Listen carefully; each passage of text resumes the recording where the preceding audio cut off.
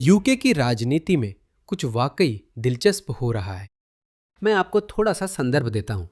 तो याद है वो बहस जिसमें टॉमी रॉबिन्सन, लॉरेंस फॉक्स और कुछ और लोग मुस्लिमों के खिलाफ ऑक्सफोर्ड यूनियन में थे, जहां वे इस मुद्दे पर बहस कर रहे थे कि क्या पश्चिम को इस्लाम से सावधान रहना चाहिए, क्या इस्लाम का कोई बुरा एजेंडा है, क्या इस्लाम पश्चिम पर कब्जा करना चाहता है, क्या पश्चिमी लोगों को इस्लाम के बढ़ते प्रभाव से चिंतित होना चाहिए।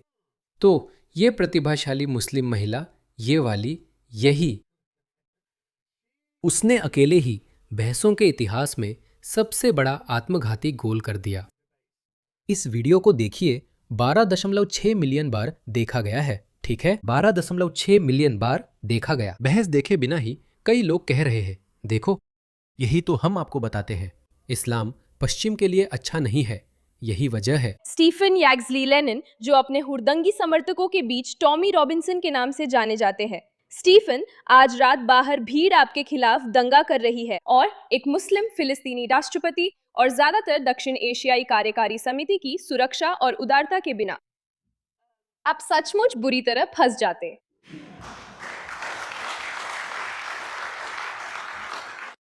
लॉरेंस फॉक्स की प्रतिक्रिया देखें। धन्यवाद। सचमुच गए काम से। और ये सब हम, तो क्या आपने देखा, वो उसने उस आदमी को करारा जवाब दिया। आदमी ऐसा है, मुझे नहीं लगता कि ये अच्छा है। टॉमी के चेहरे को देखो, मुझे नहीं लगता कि ये कहने के लिए अच्छा तर्क है, खासकर जब आप दुनिया को बताने की कोशिश कर रहे हैं कि नहीं, इस्लाम शांति का धर्म है। आपको लोगों को हमारे बारे में चिंता करने की जरूरत नहीं है। तो मैं जानता हूं और मैं आपको समझाऊंगा कि इस युवा महिला ने ऐसा क्यों कहा और टॉमी रॉबिन्सन असल में उसका बचाव क्यों कर रहे हैं। चाहे आप माने या ना माने, उसे मुसलमानों से जान से मारने की धमकियां मिल रही हैं क्योंकि उसने इस्लाम का पर्दाफाश किया है। नहीं, मैं बढ़ा चढ़ाकर कह रहा हूं, मुझे नहीं पता कि मुसलमानों से जान से मारने की धमकी मिल रही है या नहीं, लेकिन जाहिर है बहुत सारे लोग उसे ट्रोल कर रहे हैं और कह रहे हैं, अच्छा किया, धन्यवाद, आपने हमें साबित कर दिया कि इस्लाम एक ऐसा धर्म है जिसे जंगली लोग मानते हैं। हमें तुम्हारे नेताओं का शुक्रिया करना चाहिए कि तुम्हारे गुंडे हमें सड़कों पर नहीं मार रहे। धन्यवाद मुस्लिम नेताओं। ये अच्छा नहीं लग रहा बहन। टॉमी रॉबिन्सन सामने आकर उसका बचाव करने की कोशिश कर रहे हैं। मैं बताऊंगा कि इस बार टॉमी रॉबिन्सन क्यों गलत हैं। जब मैं यहां लेटा हुआ ऑक्सफोर्ड यूनियन की टिप्पणियां पढ़ रहा हूं, मैं क्या कह सकता हूं? आयशा पहली लड़की। मैंने उस रात उससे लंबी बात की थी। पहले या बाद में? टॉमी। उसके परिवार के बारे में, उसके पापा, वो कहाँ स्कूल गई थी। वो सच में बहुत बहुत अच्छी थी। वो एक प्यारी लड़की थी। मुझे लगता है कि शुरुआत में उसकी टिप्पणी भोली थी। मुझे नहीं लगता कि उसका मतलब ऐसा था जैसा लोग समझ रहे हैं। नहीं, उसका मतलब बिल्कुल वही था जैसा लोग समझ रहे हैं। हालांकि वो उस बात में विश्वास नहीं करती। फर्क है और मैं बताऊंगा क्यों। उन्होंने जो कहा वह मुसलमानों के बीच बहुत आम मान्यता है। मान लीजिए कि ये इस्लाम के बीच की बात है, तो इसे चीजों का एक पद अनुक्रम के रूप में सोचिए। हाँ, सबसे ऊपर है इस्लाम, फिर मुस्लिम विद्वान है और सबसे नीचे मुसलमान है। वह सबसे नीचे के स्तर पर है। वह बस एक आम मुसलमान है जो उलझी हुई और भ्रमित है, पश्चिम में अपनी जगह तलाश रही है और आधुनिक कपड़े पहनती है। यहाँ तक कि मोहम्मद इजाज भी उनका बचाव कर रहे हैं। ऐसा क्यों है? मैं बताता हूँ कि ऐसा क्यों है और यह वास्तव में क्यों समझ में आता है। और फिर सभी मुसलमानों की परवरिश कुछ खास विश्वासों, मूल्यों और दृष्टिकोणों के साथ होती है। ये दृष्टिकोण और विश्वास सीधे इस्लाम से आते हैं और मुस्लिम विद्वानों के माध्यम से आम मुसलमानों तक पहुंचते हैं। और यही वजह है कि आप लिपस्टिक मुसलमानों से लेकर कट्टरपंथियों तक इतना बड़ा अंतर देखेंगे। ऐसे मुसलमान जो परवाह नहीं करते, उदारवादी मुसलमान वगैरह, क्योंकि यह इस बात पर निर्भर करता है कि उस मुसलमान ने अपना इस्लामी ज्ञान कहाँ से हासिल किया है। वह ऑक्सफोर्ड यूनियन में है और बुर्का नहीं पहन रही, इसलिए मुझे लगता है वह उदारवादी मुसलमान है। लेकिन वह ऐसी धमकी क्यों देंगी जो पश्चिमी लोगों को अजीब लगे? वह ऐसा क्यों कहेंगी? ये सच है, टॉमी लोगों को परखने में अच्छे हैं। वह ऐसी नहीं है, उनका असली मतलब वो नहीं है, उनका व्यक्तिगत रूप से वह मतलब नहीं है। लेकिन इस्लाम में यह बहुत प्रचलित विचार है कि जो लोग इस्लाम या मोहम्मद या उनके लिए पवित्र किसी भी व्यक्ति की आलोचना करते हैं, उन्हें मारने लायक समझा जाता है। तो वे कुछ ऐसा कहते हैं। दोस्तों, आपने वो मीम तो देखा होगा जिसमें लिखा है, मैं उदारवादी मुसलमान हूं, इस्लाम का अपमान मत करो, नहीं तो कट्टर मुस्लिम तुम्हें मार देगा। फिर से वह उदारवादी मुसलमान किसी की मौत देखना नहीं चाहता। वे इसे अपनी आंखों से नहीं देखना चाहते, लेकिन सुनकर कहते हैं, अच्छा टॉमी, मुझे तुम्हें ये बताने दो। वो शायद इसे नहीं चाहती। अगर किसी मुस्लिम भीड़ के हाथों तुम्हारी मौत की खबर उसके कानों तक पहुंचे, तो अब जब वो तुमसे बात कर चुकी है, मामला थोड़ा अलग होगा। शायद वो कहेगी, हाँ, इसलिए तुम्हें लोगों के धर्म से पंगा नहीं लेना चाहिए। वही कहेगी, यह उसकी पहली प्रतिक्रिया होती। यही फर्क है टॉमी। तुम उसे इंसान समझकर जज कर रहे हो, लेकिन वो एक बुरी मशीन का हिस्सा है जो उसके फैसलों को नियंत्रित करती है। वही मशीन उसकी जुबान और दिमाग को भी चलाती है। मैं सच में कह रहा हूँ, मत करो, लोग सोचेंगे मैं भूला हूँ। तुम भोले हो। हाँ, मुझे लगता है कि मैं लोगों को पहचानने में अच्छा हूँ। वो वाकई बहुत अच्छी थी, वो सच में बहुत ही अच्छी थी। मुझे उसकी ओर से नकारात्मकता नहीं लगी। जाहिर है, देखो, ऐसी बहस में ये एक तरह का प्रदर्शन भी होता है। मैं सहमत हूं। वो अपने धर्म की तरफ से बहस जीतने के लिए एक तरह से अभिनय कर रही है। उसने उन टिप्पणियों के साथ बड़ी गलती की है, लेकिन मुझे नहीं लगता।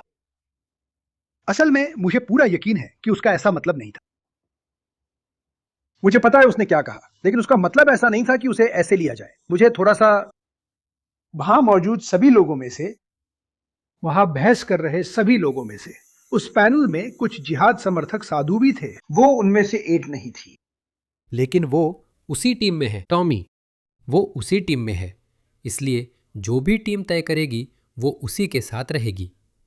सबसे बड़ी प्राथमिकता इस्लाम और इस्लामी एजेंडा की रक्षा है। तो वो बगावत नहीं करेगी और वो ऐसा नहीं कहेगी, हम ये नहीं करना चाहते, इसे अलग देखो। शायद वो खुद ना चाहती हो, पर उसे इसी तरह सोचने के लिए ढाला गया है। ये वीडियो मैं पहले चलाना चाहता था, पर भूल गए। हमारे पैगंबर सल्लल्लाहु अलैहि वसल्लम का अपमान सहन करो, तुम्हें अपने कर्मों के नतीजे भुगतने होंगे। हमें जन्म से ही ये सिखाया गया है कि हमें अपने पैगंबर की इज्जत की रक्षा करनी है और हम इसके लिए अपनी जान भी दे देंगे। देखो, यही वो बात है जो तुम नहीं समझते। तुम्हें लग सकता है कि ये बस उन कट्टर मुसलमानों में से एक है। तुम नहीं समझते। तुम गैर मुसलमान नहीं समझते कि मोहम्मद के मामले में हमेशा एक ऐसी सीमा रही है जिसे पार नहीं किया जा सकता। देखो, वो कह रहा है कि बचपन से सिखाया गया है कि पैगंबर की इज्जत की रक्षा करनी है। ये सच है। तुम नहीं समझते। जब मैं मुसलमान था तब भी बहुत उदार था। मेरे दूर के परिवार में कोई भी ऐसा नहीं था जिसे कट्टरपंथी समझा जा सके। किसी की भी दाढ़ी नहीं थी। हमारी कोई भी आंटी या रिश्तेदार बुर्का, नकाब या यहाँ तक कि हिजाब भी नहीं पहनती थीं। लेकिन फिर भी हमारे परिवार में भी मोहम्मद के मामले में वही सीमा है जिसे पार नहीं किया जा सकता। अगर कोई उस रेखा को पार करता है, इसीलिए आपने मुसलमानों से यह सुना होगा कि आप मेरी माँ का अपमान कर सकते हैं, आप मेरे पिता का अपमान कर सकते हैं, लेकिन मेरे पैगंबर का अपमान मत करना, क्योंकि इसके परिणाम होंगे। यही उसे सिखाया गया है। अब क्या उसमें ट्रिगर दबाने की ताकत है?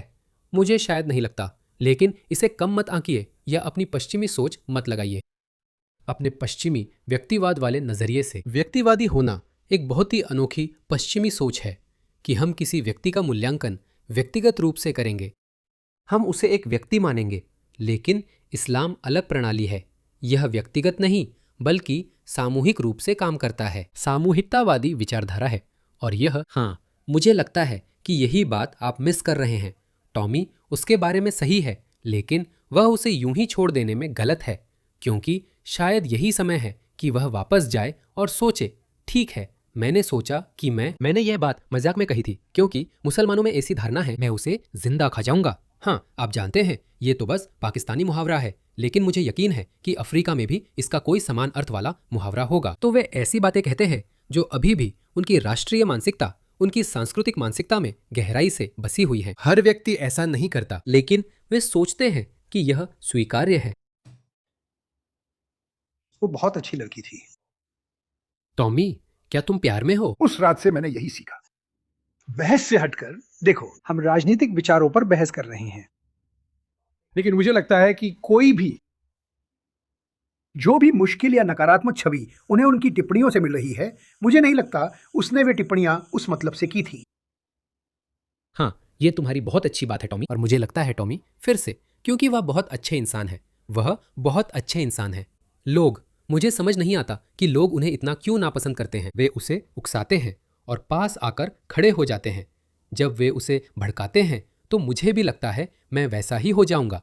अगर कोई मुझे बिना जाने कुछ कह दे, जैसे सी यू नेक्स्ट ट्यूसडे जैसी गाली, तो मैं भी भड़क सकता हूँ। मैं शायद उस व्यक्ति का सामना करूं या न करूं, पता नहीं। कहते हैं थोड़े मशहूर लोग, उन्हें इतनी बात दिल पर नहीं लेनी चाहिए। उस दिन एक वीडियो था जिसमें टॉमी उसे परेशान करने वाले व्यक्ति को परेशान कर रहा था, जबकि असल में वो अच्छा इंसान है। वह सच में वह नहीं चाहता कि उस लड़की को वह सारी नफरत मिले जो उसे अभी मिल रही है, क्योंकि वह उस अच्छी बातचीत के बारे में सोच रहा है जो उसने उसके साथ की थी। मुझे यकीन है और मैं जानता हूँ कि टॉमी ऐसा क्यों महसूस करता है, क्योंकि मैंने उसे नूरिया नूरजहां से बात करते और मुस्लिम के तौर पर उसके अनुभवों में दिलचस्पी लेते देखा था। दूसरी तरफ के किसी व्यक्ति के रूप में वह ईडीएल को किस नज़र से देख रही थी, या वे टॉमी के बर्ताव को कैसे समझ रहे थे, और टॉमी उसमें से सीखने और फिर इंसानियत के स्तर पर जुड़ने में ज़्यादा दिलचस्पी रखता था। मुझे लगता है यही टॉमी के साथ हो रहा है। मैं थोड़ा व्यापक नज़रिया रख रहा हूँ। टॉमी, अगर तुम ये वीडियो देख रहे हो, उसके लिए बुरा महसूस करना ठीक है, और उस युवा महिला के बारे में तुम्हारा चरित्र मूल्यांकन, मैं उससे सहमत हूँ। ये ज़्यादातर सही है, लेकिन हमें जिस चीज़ को निशाना बनाना है वो है वो विचार जो उसके मन में यूं ही आ गया। मैं बता रहा हूँ, ये एक सामान्य विचार है और सोचने का आम तरीका है। अगर उसने आपसे बात नहीं की होती और एक दिन पहले उसने सुना होता कि आपको भीड़ ने पीट पीट कर मार डाला, कोई मुस्लिम हो या कोई और, तो वो यही सोचती, हाँ ठीक है, यही होता है, जैसा करोगे वैसा भरोगे। वे ऐसा नहीं कर सकते क्योंकि उन्हें दूसरों के विचारों की आलोचना करना या उनका मजाक उड़ाना नहीं सिखाया गया है, उन्हें नकारना, और हमें शब्दों का सहारा लेना चाहिए। यह एक बहुत ही अनोखी परंपरा है जो पश्चिम में विशेष रूप से विकसित हुई है। यह राजनीतिक विरोधियों से बहस करना है। ये बहसें काफ़ी समय से चल रही हैं और मुस्लिम दुनिया में भी होती हैं, लेकिन पश्चिम ने इसमें महारत पाई। तो हाँ, मुझे लगता है कि वह इसे समझती नहीं है। खैर, मुझे नहीं लगता कि उनका मतलब वैसे था जैसे उन्हें पेश किया जा रहा है। ये सच है क्योंकि मैंने उनसे उनके परिवार, पालन पोषण और शिक्षा के बारे में उनके विचारों पर विस्तार से बात की थी। हाँ, मुझे पता है कि बातचीत कैसे हुई होगी। मैंने कहा, उस रात से मैंने जो सीखा वो ये था कि वो बहुत बहुत अच्छी लड़की थी। ठीक है, अच्छा, टॉमी ने कल पोस्ट किया था, आज फिर नया वीडियो डाला है। मुझे समझ नहीं आ रहा क्या हो रहा है। ये वीडियो काफी लंबा है तो मैं तुम्हें नहीं रोकूंगा। मेरी बात तुम समझ ही चुके हो। मैं वीडियो चलाता हूँ और देखता हूँ वो क्या कह रहा है। हाल ही में मैंने ऑक्सफोर्ड यूनिवर्सिटी में भाषण दिया और उस बहस का एक हिस्सा है जो अब पूरी दुनिया में फैल चुका है। ये उस पहली महिला वक्ता से जुड़ा है जो मेरे बाद बोली थी। नाम था आयशा। अब सुनिए उसने क्या कहा। स्टीवन यैक्सली लेनिन, जिन्हें उनके गुंडे टॉमी रॉबिन्सन के नाम से जानते हैं। स्टीफन, आज रात बाहर तुम्हारे खिलाफ भीड़ दंगा कर रही है और एक मुस्लिम फिलिस्तीनी अध्यक्ष और ज्यादातर दक्षिण एशियाई कार्यकारी समिति की सुरक्षा और उदारता के बिना तुम सचमुच बुरी तरह फंस जाते। और मैं कहूंगा 100%। और मुझे ये बात 4 दिन पहले ही कह देनी चाहिए थी जब ये पहली बार सामने आई। और मुझे बुरा लगता है क्योंकि मैंने सिर्फ इसलिए अंक बटोरे क्योंकि वो इस्लाम के पक्ष में थी और मैंने जो जानता था कि सच नहीं है उसे आगे बढ़ने दिया। उस लड़की का मतलब कुछ और था, इसे गलत पेश किया गया है। मुझे इस पर पूरा यकीन है। वो तुम्हारा काम नहीं टॉमी। 1 मिनट के लिए। हाँ, तुम एक, मैं जानता हूं, मैंने कहा था कि मैं इसमें शामिल नहीं होऊंगा, लेकिन मुझे ये कहना ही होगा। तुम उस औरत के साथ अपनी 5, 10 या आधे घंटे की बातचीत के आधार पर एक आकलन कर रहे हो, लेकिन यहाँ एक बड़ा मुद्दा है, इसमें भी अलग अलग स्तर है, और तुम उसे ये फ्री पास देकर उन सभी अतिरिक्त स्तरों को भी नकार देते हो जो इस्लाम के लिए एक सांस्कृतिक समस्या है। जो भी लोग उस लड़की पर हमला कर रहे हैं वे उस पर इसलिए हमला नहीं कर रहे हैं, मतलब क्योंकि उसके सिर पर सींग हैं। वे उस पर उस बयान के लिए हमला कर रहे हैं जो प्रसिद्ध इस्लामी दृष्टिकोण दर्शाता है। इसलिए तुम्हें यह कहने की जरूरत नहीं कि उसका वह मतलब नहीं था। यह तुम्हारा काम नहीं। मैं समझ सकता हूं, आपने उसके पक्ष में वीडियो बनाई थी, अब आप फिर वीडियो बना रहे हैं। बस फिर से आप गलत काम नहीं कर रहे हैं। मैं उसके बारे में आपकी बात मानता हूं, लेकिन यहां आप कुछ ज्यादा ही कर रहे हैं। क्योंकि असल में उस संस्कृति को निशाना बनाना और सही तरीके से उजागर करना जरूरी है और उसे ये समझना चाहिए ताकि वो भविष्य में अपना व्यवहार बदल सके। और हो सकता है आप अलग रास्ता चुन लें। कुछ हो सकता है कि युवा मुसलमानों का कोई अलग समूह हो जो कहे, जानते हो क्या, ये असल में बहुत खराब नीति है और ये बहुत खराब सोच है कि हम यूं ही कह दे कि या कोई भी जो मोहम्मद का अपमान करे हमें उसका सिर कलम कर देना चाहिए, या हमें, आप जानते हैं, उन्हें जिंदा खा जाना चाहिए या कुछ ऐसा, क्योंकि उन्होंने ऐसा कहा। तो मुसलमानों का एक समूह इससे निकल सकता है और वे कह सकते हैं, जानते हो क्या, ये सोच हमारे लिए बहुत समस्या वाली है। भले ही हम इसमें विश्वास नहीं करते, लेकिन क्योंकि ये हमारे मन में बसी हुई है इसलिए हम इसे यूं ही बोल देते हैं और ये अच्छा नहीं लगता और इससे हमारी छवि खराब होती है, इसलिए अब हम इसका इस्तेमाल नहीं करेंगे। तो ऐसा हो सकता है इसी वजह से। तो दबाव बनाए रखो टॉमी। ये कोई धमकी नहीं थी। अब हर कोई जिसने इसे सुना है उसने कहा नहीं, खबरें बस चला रहा वही है। बात है। कहते हैं मुस्लिम लड़की ने टॉमी रॉबिन्सन को धमकाया है। वो धमकी नहीं थी, मुझे पूरा यकीन है उसने धमकी के लिए नहीं कहा। अगर उसे धमकी के तौर पर समझा गया फिर भी वो धमकी नहीं थी। तो नहीं, ये उसकी तरफ से व्यक्तिगत रूप से कोई धमकी नहीं है। उसने ऐसा नहीं कहा। नहीं, मैंने भी ऐसा नहीं कहा कि कोई है या कुछ लोग बाहर हैं जो तुम्हें मारने का इंतजार कर रहे हैं। वो थी, देखो, शब्दों को देखो।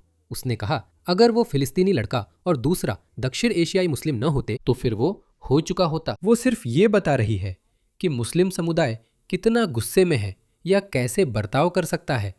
उसने खुद को इससे अलग कर लिया है और कह रही है, देखो, मैं तो सिर्फ बता रही हूं क्या होगा, लेकिन तुम्हारे साथ खड़े होने की बजाय वो अपने फिलिस्तीनी और दक्षिण एशियाई मुस्लिम साथियों का साथ दे रही है। मैं इसे साफ करना चाहता हूं क्योंकि मैंने उस लड़की से रात भर बात की। वो बहुत प्यारी थी, तुम उससे बेहतर लड़की नहीं पा सकते। मुझे उसके लिए बुरा लगा क्योंकि उसका परिवार आ रहा था। उसकी नजर से सोचो, वो मुस्लिम है, ठीक है, वो मुझसे सहमत नहीं होगी। उसकी परवरिश मुस्लिम पहचान में हुई है, इसीलिए मैं उसकी नजर से सोचता हूँ। वो वहां इस्लाम के सबसे बड़े विरोध का सामना कर रही है। एक जवान लड़की के लिए ये बड़ा पल है। हाँ, वो मेरी बेटी की उम्र की है। हाँ, तो ये उसके लिए बहुत बड़ा पल है। उसके माता पिता और परिवार उसे परफॉर्म करते देखने आएंगे क्योंकि ये एक परफॉर्मेंस है। ऐसी बहस भी परफॉर्मेंस जैसी होती है जिसमें सब थोड़ा बढ़ मैं चढ़कर सहमत पेश हूं। आते हैं। हर कोई टिप्पणियां कर रहा है। मुझे पूरा यकीन है कि उस लड़की का वो कहने का मकसद धमकी देना नहीं था। उसने उसे लिखा था। वो अपनी लिखी स्पीच पढ़ रही थी। टॉमी, ये यूं ही कही गई बात नहीं थी। ये मुस्लिम व्यवहार का प्रतिबिंब है। बस इतना ही है। हम उसे छोड़ सकते हैं।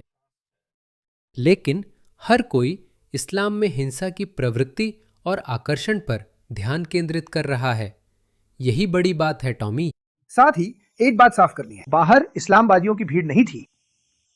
कोर्ट के बाहर, यूनिवर्सिटी के बाहर वो मुस्लिम भीड़ नहीं थी, बल्कि अति वामपंथी, वोक, श्वेत, उदारवादी, दयनीय, मध्यम वर्गीय भीड़ थी। वो मुसलमान नहीं थे। तो जब लोग एक मुस्लिम महिला को इसके बारे में बात करते हुए सुनते हैं और कहते हैं कि पक जाए, तो मैं समझ सकता हूँ कि इसे उस तरह से क्यों लिया जा सकता है। हाँ, लेकिन ऐसा बिल्कुल भी नहीं था। 10 लाख फीसदी। तो मुझे पता है कि उस लड़की ने, और मुझे पहले ही कुछ कहना चाहिए था, क्योंकि मैं सिर्फ कल्पना कर सकता हूँ कि पिछले 4 दिनों से क्या चल रहा होगा, जबकि मुझे पता है कि उसका वो मतलब नहीं था। मुझे पता है, मुझे 4 दिन पहले ही कुछ कहना चाहिए था। मुझे पता है कि उसका वो मतलब नहीं था। उसे पता है कि उसका वो मतलब नहीं था, लेकिन फिर भी पूरी दुनिया यही मान रही है कि उसका वही मतलब था। मैं उस स्थिति में रहा हूँ। हाँ, जब आपकी बातों को संदर्भ से निकालकर हथियार बना लिया जाता है, और मुझे लगता है कि मैंने इसे हथियार बनने दिया। तो मैं माफी चाहता हूँ आयशा, अगर आप ये देख रही हैं तो मैं माफी चाहता हूँ, क्योंकि मुझे पता है कि आपका वो मतलब नहीं था। मुझे शुरू में बोलना चाहिए था, लेकिन मैं सिर्फ इस्लाम के खिलाफ अंक बटोरने में दिलचस्प था। ये बेवकूफ़ी थी, क्योंकि मुझे पता था आपका वो मतलब नहीं था। मैं बस इस पर खुलकर कहना चाहता हूँ कि जो कोई भी कह रहा है आयशा, वो जवान लड़की, वो मुझे धमकी दे रही थी या इसे धमकी की तरह इस्तेमाल कर रही थी। ये एक मासूम जवान लड़की की भाषा थी जिसकी फैमिली पर पहले ही हमला हुआ था। वो इस तरह इसलिए बोल रही है क्योंकि उसकी फैमिली पर हमला हुआ था, मेरे समर्थकों द्वारा नहीं। मैंने अपनी लाइफ में ये बात बहुत साफ कर दी थी। और जानते हो क्या, अगर आप सुनो कि मैंने अपनी स्पीच कैसे शुरू की थी, तो मैंने असल में उस लड़की को बधाई दी थी, क्योंकि मुझे पता था कि वो कितनी नर्वस थी। मुझे पता है कि ऐसे किसी इवेंट में बोलना कितना बड़ा मौका होता है। मुझे याद है मैं खुद कितना नर्वस था, और मुझे पता है कि उसके परिवार को उस पर गर्व हुआ होगा जब उन्होंने उसे वहां खड़े होकर वैसे डिबेट करते हुए देखा होगा जैसे उसने किया। उन्होंने उसे नहीं देखा। इसमें धर्म, राजनीति सब अलग रखे। वह एक कम उम्र की लड़की है जिसने मंच पर मेरा सामना इसे किया, अलग जो कर बहुत देंगे। मुश्किल है। एक युवा मुस्लिम लड़की के लिए ये स्थिति बहुत कठिन है, और वो उस बहस और उस मंचीय तेवर से अलग वो बेहद प्यारी थी। मैं उसे भाषण के लिए बधाई देता हूं और चाहता हूं कि जो मेरी बातों पर विश्वास करता है वो इस मौके पर सच्चाई सामने लाए। उसका इरादा धमकी देना नहीं था। मैंने कुछ अंग्रेज छात्रों, गोरे अंग्रेज छात्रों से संपर्क बनाए रखा। उसका इरादा धमकी देना नहीं था, बस उसने बताया कि उसके साथ क्या होगा, क्योंकि वह अपने समुदाय को तुमसे बेहतर जानती है टॉमी। असल में तुम भी जानते हो, वह बस बता रही है कि मुसलमान उसके और तुम्हारे साथ क्या करेंगे और उसे फर्क नहीं पड़ता। शायद उसे कहीं दिक्कत हो, पर उसकी व्यक्तिगत परेशानी अहम नहीं। हम इस्लाम की बात कर रहे हैं, उसकी नहीं। विश्वविद्यालय में जिन छात्रों से मैंने बात की और उस रात वहां मिला, जो आयशा के दोस्त थे, जो उस लड़की की बहुत तारीफ करते हैं, कहते हैं कि वो सुंदर और अद्भुत आत्मा है, उसमें कोई कट्टरता नहीं है। हाँ, हाँ, लेकिन जैसा मैंने कहा, वो बचाव कर रही है। हम उससे असहमत हैं। बिल्कुल, हम असहमत हैं। हाँ, वो इस्लाम के लिए लड़ रही है और वो एक मुस्लिम है, तो हम उससे असहमत हैं। हाँ, हम बुनियादी रूप से उससे असहमत हैं। किसी युवा लड़की की बात को पूरी दुनिया में गलत तरीके से फैलाया गया, जबकि उसका वो मतलब नहीं था। मैं फिर दोहराना चाहता हूं कि इसका मकसद धमकी देना नहीं था, वो और विनम्र हो सकती थी। मुझे लगता है कि टिप्पणियां या कुछ भी किसी ऐसी बात पर हंगामा करना जो उसके कहने का सही मतलब नहीं था। मूर्खतापूर्ण शब्दों का इस्तेमाल किया गया, हाँ, और बिना सोचे समझे। लेकिन उस उम्र में कौन इसके बारे में सोचता? आपको नहीं लगता लोग आपकी बातों पर इतना ध्यान देंगे? खैर, ये मैं साफ कर रहा हूं, तो बस इसे साफ करना चाहता हूं। अगर आप इसे कमेंट्स में देख रहे हैं, अगर आप देख रहे हैं कि इस कहानी के पीछे अब भी चर्चा हो रही है, मुझे किसी मुस्लिम लड़की या विश्वविद्यालय की छात्रा ने धमकी नहीं दी, ऐसा कुछ नहीं हुआ। देखिए, उसे कौन सराह रहा है? मोहम्मद हिजाब। उसने यही पोस्ट की जो अति दक्षिणपंथियों को सबसे ज्यादा भड़काती है। देखिए, मोहम्मद हिजाब एक युवा के पक्ष में बोल रहे हैं। आधुनिक मुस्लिम महिला जो अच्छी तरह बोलती है, अच्छी तरह शिक्षित, न बुर्का, न हिजाब, न अबाया, यहाँ तक कि इस्लाम का कोई प्रतीकात्मक चिन्ह भी नहीं। देखिए इसे। हाँ, मोहम्मद हिजाब ऐसी मुस्लिम महिलाओं से नफरत करता है। वो ऐसी महिलाओं से नफरत करता है, बस। उसका बॉयफ्रेंड अली दावा अपनी पत्नी से व्हाइट बोर्ड के जरिए बात करवाता है और आप उसका चेहरा नहीं देख सकते। वे लोग उसे पसंद कर रहे हैं। क्यों? क्योंकि वह वही कह सकती है जो उसने कहा। मतलब उसे फिर से हटा दो, वह सिर्फ एक औजार है, वह देख रहा है। हम आधुनिक मुसलमानों का भी उपयोग कर सकते हैं, क्योंकि आपको समझना होगा कि इस्लाम कई गुटों में बटेगा। पश्चिम में भी कट्टरपंथी और जिहादी समर्थक होंगे और इस्लाम हर घर में जाएगा। और फिर आपके पास ऐसे लिपस्टिक मुसलमान हैं जो मोहम्मद हिजाब जैसे लोगों के साथ हाथ नहीं मिलाना चाहते, साथ ही वे मुस्लिम पहचान भी रखना चाहते हैं, तो उन्हें ये सब भी एक साथ बनाए रखना पड़ता है। इसीलिए मोहम्मद हिजाब इस महिला की प्रशंसा कर रहे हैं, जबकि उन्होंने पहले ऐसी महिलाओं का समर्थन नहीं किया है। वह कहते हैं कि यही छवि सबसे कट्टर दक्षिणपंथियों को परेशान करती है। एक बुद्धिमान मुस्लिम महिला। आप चाहती हैं कि बुद्धिमान मुस्लिम महिलाओं को अपने घरों में बंद रखा जाए और वे आपके बच्चे पैदा करें? आप किस बारे में बात कर रहे हैं? एक बुद्धिमान मुस्लिम महिला जो पीड़िता की भूमिका स्वीकार करने से इनकार करती है और अपने लोगों के लिए आवाज उठाती है। यही मैंने कहा था। मैंने कहा, भाई, अगर तुम उन बातों पर विश्वास नहीं करते जो तुम खुद कहते हो या जिन पर विश्वास करते हो, तुम्हें ऐसी मजबूत महिलाएं पसंद नहीं, क्या अपनी बेटियों को पुरुषों से बहस करने दोगे? ये तो बस ऐसा है कि ये उनके लिए आपदा है। मैं समझता हूं टॉमी ने ऐसा क्यों कहा। वह अच्छे इंसान हैं और लोगों से व्यक्तिगत जुड़ाव पसंद करते हैं। मुझे नहीं लगता कि जो लोग उन्हें करीब से देखते हैं उनकी कोई और राय होगी। वो परफेक्ट नहीं है। इंसानियत के लिहाज से वो अच्छे इंसान हैं। उन पर कई बातों में भरोसा किया जा सकता है। वो आपकी चुगली नहीं करेंगे, वो आपको बलि का बकरा नहीं बनाएंगे। कभी कभी आप जानते हैं, जैसे कि देखिए, उन्होंने बहुत कुछ झेला है। मैं कभी उनकी स्थिति में नहीं रहा। उन्होंने असल में एक और वीडियो बनाया, मैं बाद में उसके बारे में बात कर सकता हूँ। लोग उनका मजाक उड़ा रहे थे कि वो थोड़ा अजीब है, थोड़ा घबराए हुए है, क्या वो फिर से नशे में है, वगैरह वगैरह। और फिर उन्होंने कहा, आप जानते हैं, मैं इतनी लंबी अवधि तक एकांतवास में था और उनका मानसिक स्वास्थ्य का मूल्यांकन भी हुआ है। वो ऐसा साहसी चेहरा क्यों दिखाते हैं कि हम भूल जाते हैं कि अतीत में क्या हुआ था?